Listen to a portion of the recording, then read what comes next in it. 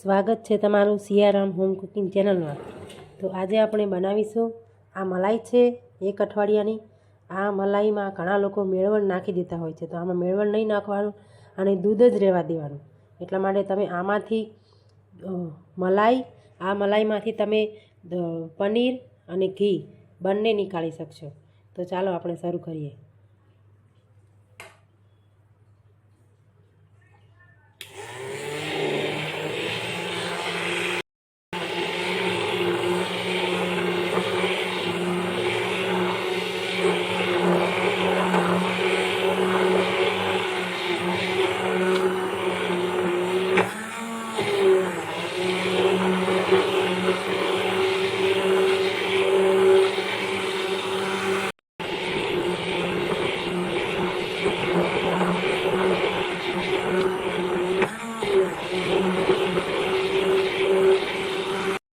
તમને એવું લાગે કે આમાં ગ્રાઇન્ડર ફરતું નથી તો 1 ગ્લાસ જેટલું પાણી આમાં નાખી દેવાનું।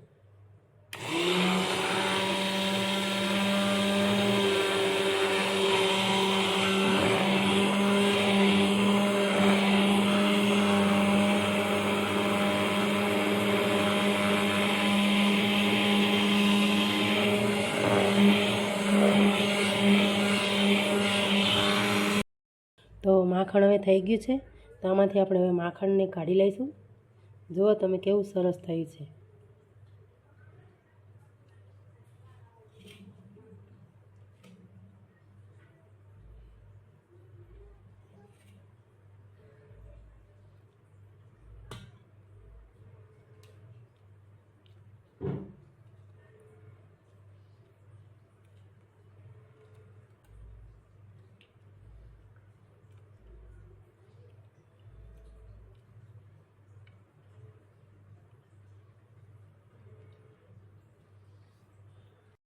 તો જો મારું આ મલાઈમાંથી આટલું માખણ નીકળ્યું છે અને આટલું દૂધ છે। આમાં થોડું પાણી પણ મેં નાખ્યું હતું ઘી લાવવા માટે, મલાઈ માખણ લાવવા માટે।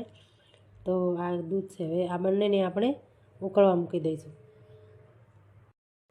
હવે આપણે એને ઉકળવા ગરમ થવા મૂકી દઈશું।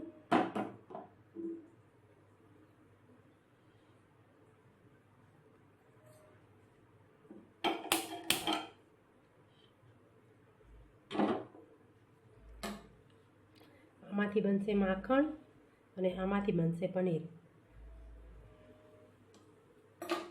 આમાંથી આ માખણ છે, આમાંથી ઘી બનશે અને આમાંથી પનીર બનાવીશું આપણે। હવે આને આપણે ગરમ થાય ત્યાં સુધી થવા દઈશું। આને થોડી વારે હલાવતું રહેવાનું, નહીં તો નીચે ચોંટી જશે।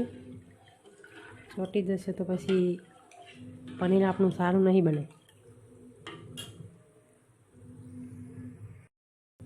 જો આ પણ હવે ઉકળવા માંડી છે, થોડી વાર ઉકળશે પછી આમાંથી ઘી થઈ જશે।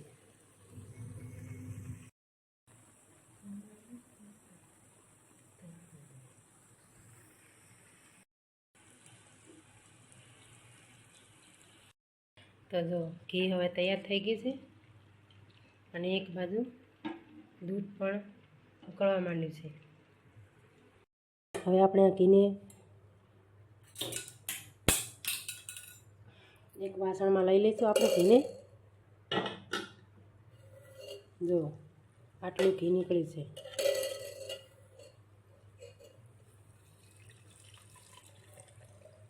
આ ફક્ત 1 જ અઠવાડિયાની મલાઈ છે, વધારે મલાઈ હોય તો વધારે પણ નીકળી શકે છે।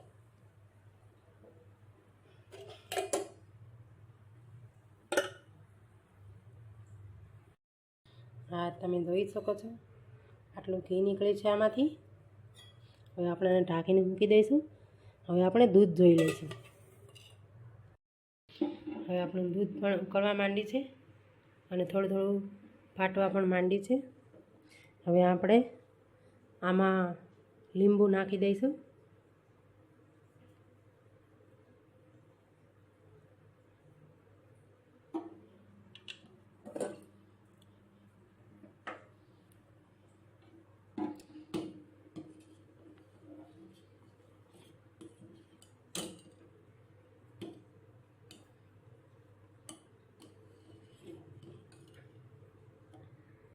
જો દૂધ આપણું હવે સરસ રીતે ફાટી ગયું છે, તમે જોઈ શકો છો.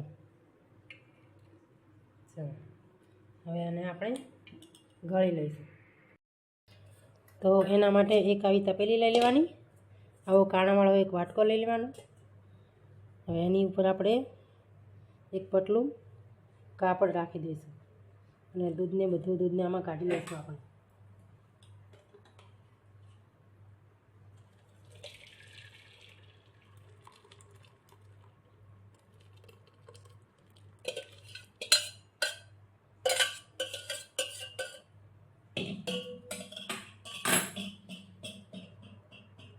હવે આપણે આમાં આ બાઉલમાં કાઢી લીધું તો થોડું પાણી નાખી દઈશું. તો એ નાખીશું કારણ કે લીંબુની ખટાશ થોડી જતી રહે. આ રીતે હવે આને આપણે આ રીતના આવી રીતે કરી લઈશું.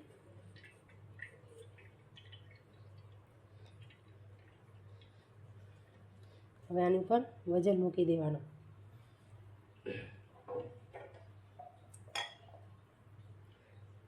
આવું કોઈ ભારે વસ્તુ હોય તેને આવી રીતે મૂકી દેવાનું.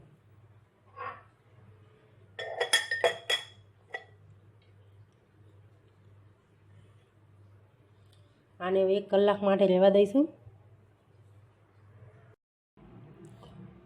તો હવે 1 કલાક થઈ ગયો છે. આપણે પનીર થઈ ગયું છે કે નહીં તે જોઈ લઈશું.